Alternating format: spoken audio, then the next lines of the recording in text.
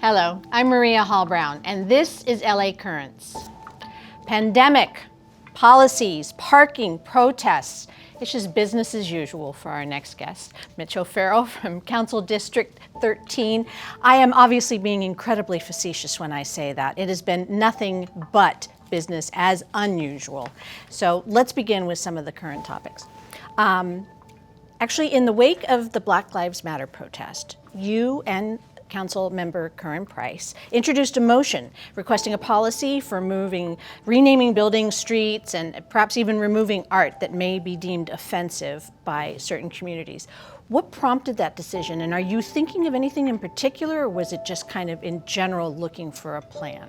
So, first of all, thanks for having me on your show again, Maria. It's always a pleasure, even in these incredibly difficult times that everyone is facing.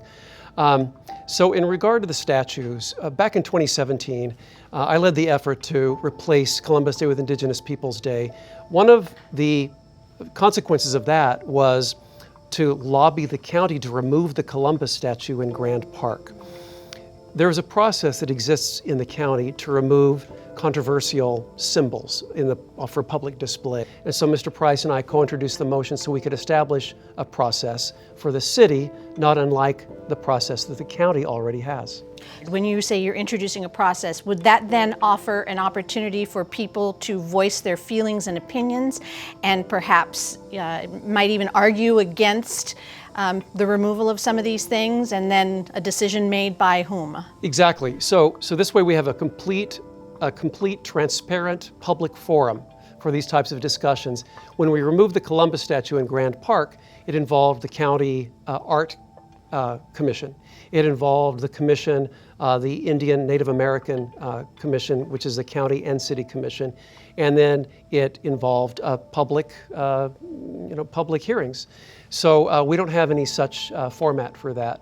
We want to make sure that we can proceed in a manner that is fair, open, transparent, and then addresses trauma and harm that these controversial symbols represent. Because symbolism is important. If we're to dismantle racism wherever it exists, that also means dismantling the symbols that are held in some form of reverence in the greater public sphere.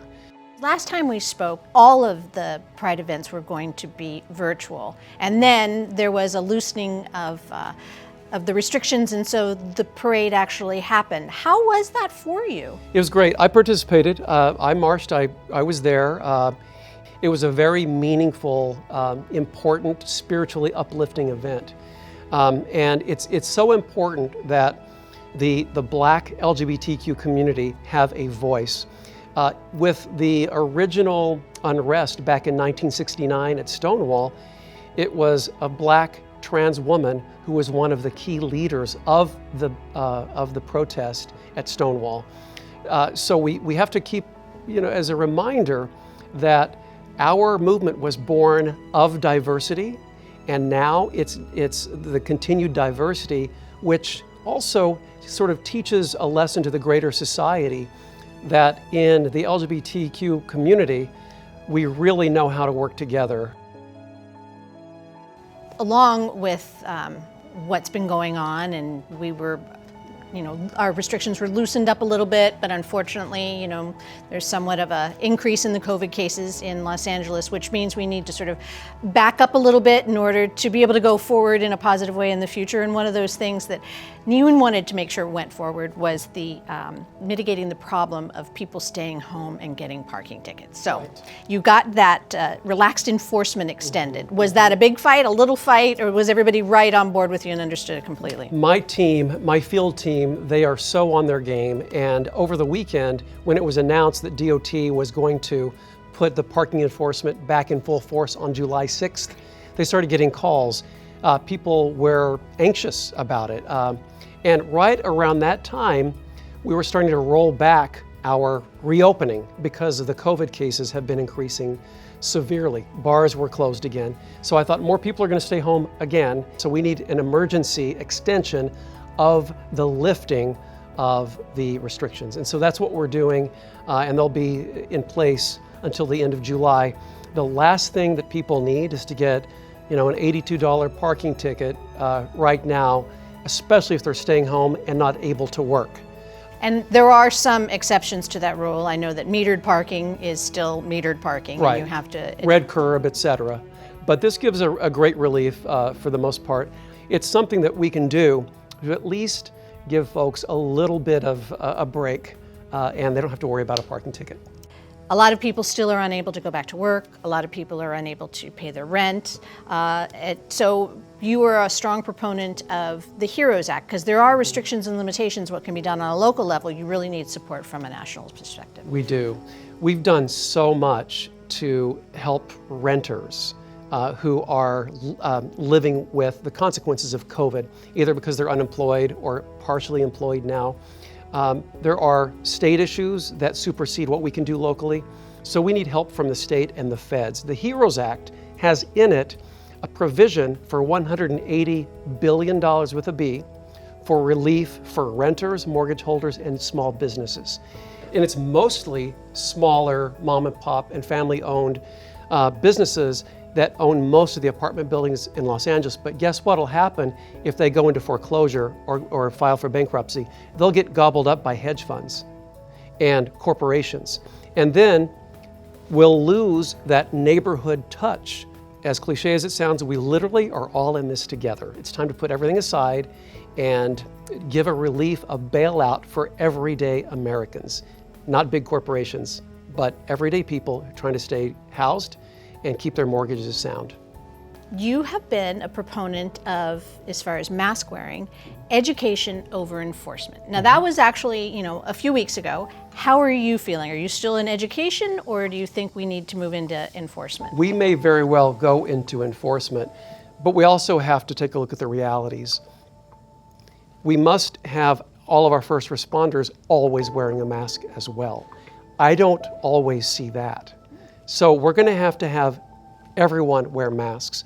We certainly can't have someone enforcing someone wearing a mask in public if they themselves are not wearing a mask. So believe me, I take a look at those numbers every day as well. Everything's fluid, right? I also don't want unintended consequences. So it's not as easy as enforce or not. Where will you enforce? When will you enforce? But when it comes right down to it, if these cases keep climbing and we have to go in that direction, I'm going to be open to it. How are you feeling about the future of theater? I'm on a mission to make sure that our small theaters survive. We are helping our small theater community with arts funding that exists in our discretionary pot through the Cultural Affairs Department. I'm focused on keeping our small theaters alive through this, and we're working with them as closely as we possibly can. And then we're also inviting anyone, small theater companies, etc., to apply for my $1 million fund for small businesses. I've established another fund through discretionary priorities. It's a new world. We have to think creatively in new ways. And I want everyone to understand that my office is here to help, because we're all on this adventure that none of us intended on being on, but we're on it, and we've got to make the most of it somehow. And that's why I'm here. And if someone wants to reach out and find out about what the office is doing and what the different opportunities are and what the different policies that are being put into place, what's the best way? They can call 213-473-7013 or cd13.com and just contact us and learn about the programs that we're offering. Well, I really appreciate all of this information. Hopefully next time we chat, it'll be because something is open, something is launched, and we're going to be celebrating something. But congratulations on keeping things alive and going well in your district. Thanks, Maria. I appreciate that. We're here to keep things going. That's why I'm doing this job. Okay. Well, you take care, Mitch. Thank you. And that's a wrap on this edition of LA Currents.